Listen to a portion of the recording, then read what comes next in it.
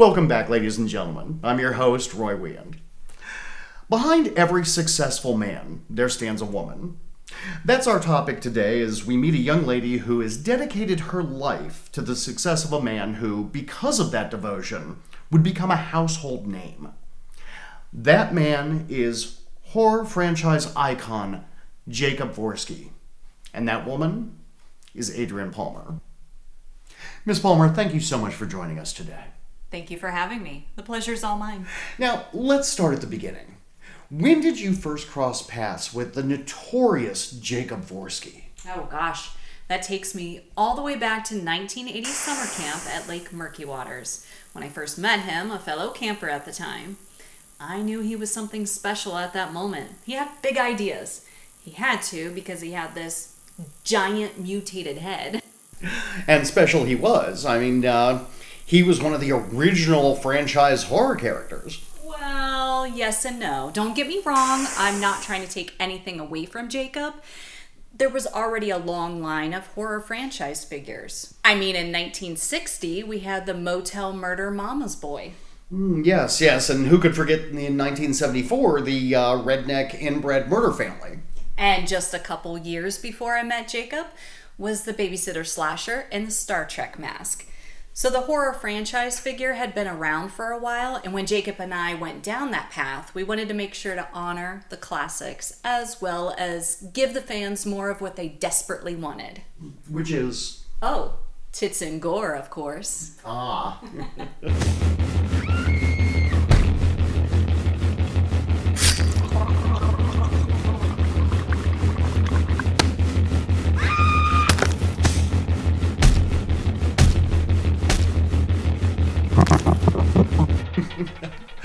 Now, you know Jacob, dare I say, better than anyone. What makes him kill? What makes him tick? Well, if you saw your mother murdered with a Hamilton Beach blender, I would assume that would put you in a grumpy mood too. True, but his mother was also a murderer, correct? Well, now we're just splitting hairs, aren't we? Yes, of course.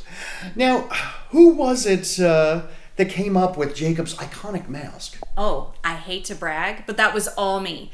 Don't get me wrong, we had some trial and error on that one before we got it right. I'm sorry, I thought this would work.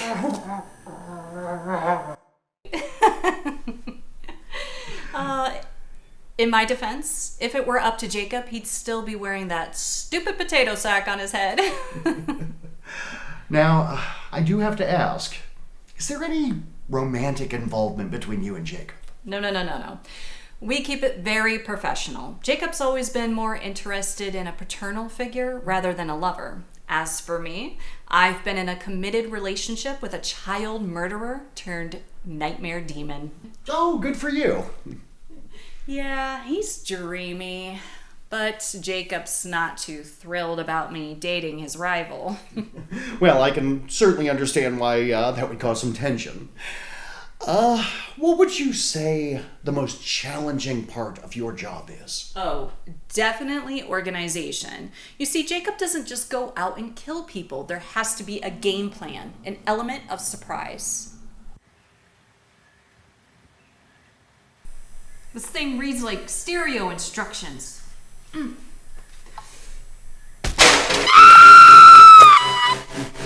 I'm sure you have some amazing stories. Oh yeah, people don't understand all the work that goes into mass slaughter.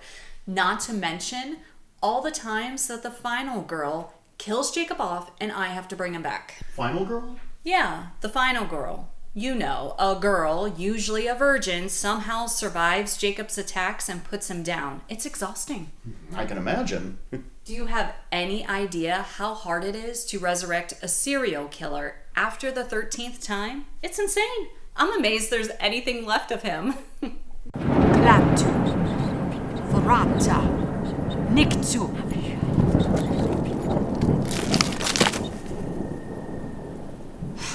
Great.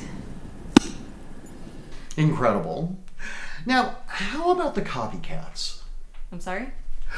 You mentioned having to bring Jacob back. What about the times that Jacob was down for the count and a copycat took his place? Well, I mean, They say that imitation is the sincerest form of flattery. I'm not a fan. I mean, nobody's interested in a copycat. They want the original. I feel like the fans end up being ripped off if it's not Jacob. Well, now, while I'll admit, initially when the copycat incident happened, it was met with resistance, I really do feel that, looking back, the fans really warmed up to the idea. We're going to have to agree to disagree on that one, Roy. If anyone is looking back at the copycat murders with fondness, it's out of nostalgia. Not to mention that modern-day franchise killers are pretty lame. Now, what about that bloody clown and little girl? Okay, fine. People love the clown. I can't stand the damn thing. What are Jacob's thoughts on copycat killers? Oh, I can tell you without question that Jacob hates the copycats, almost as much as he hates fan films about him. Roy, what's going on?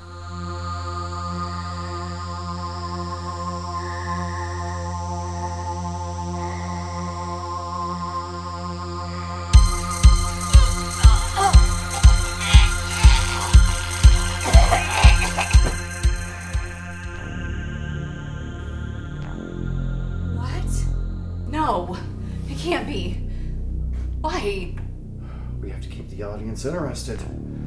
Otherwise, they'll tune out. This isn't the way. The people want Jacob. Oh, Jacob's old news.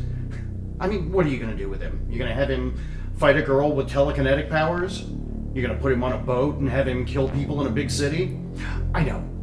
You can shoot him off into space, right? Oh, come on. That's just dumb. One thing's for sure. There's no sequel for you.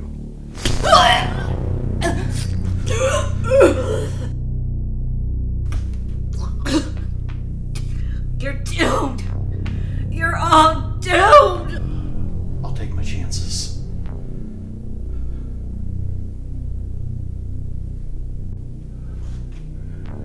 This concludes our program for this evening. Thank you so much for joining us.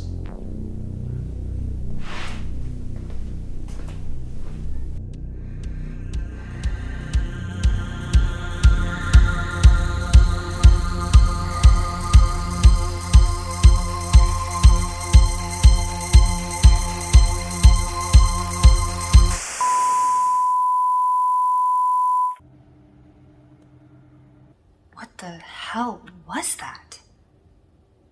It can't be real. Probably just Rich playing some practical joke on me. I'm gonna give him a piece of my mind.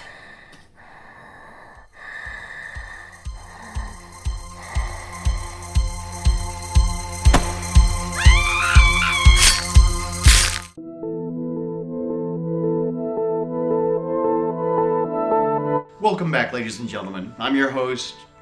Sorry. You're supposed to be the professional here. I know. I've been drinking. I got one. I was trying. If you shut the fuck up.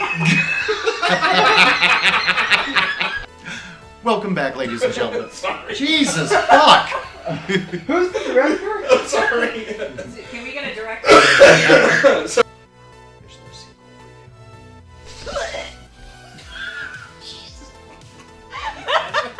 Oh, yeah. It can't be. But why? Jacob's old news. Oh, it's not go. Sorry.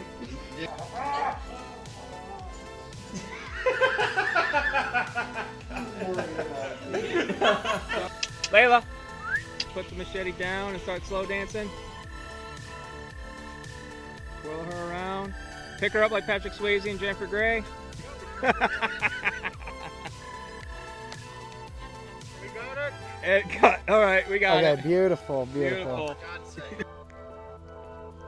Oh!